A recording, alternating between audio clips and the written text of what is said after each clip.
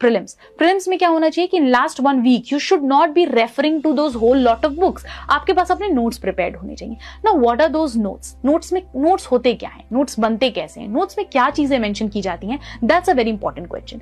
The thing here is कि notes में we do not run back of writing everything that is important.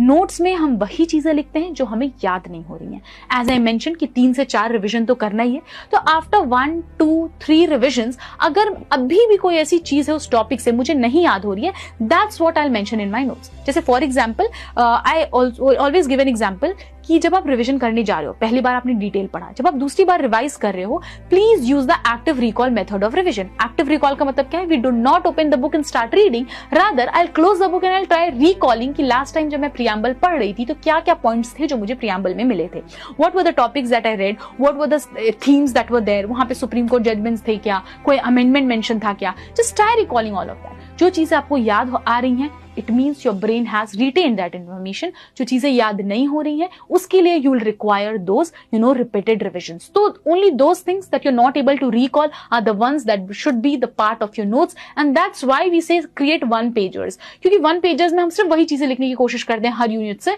जो हमें याद नहीं हो रही है। ठीक है, so just try shortening things. जो चीजें याद नहीं हो रही है उन्हीं को हम मेंशन करेंगे अपने नोट्स में, सो दैट एक हफ्ते प्रीलिम्स के पहले I can revise them multiple times, so that the information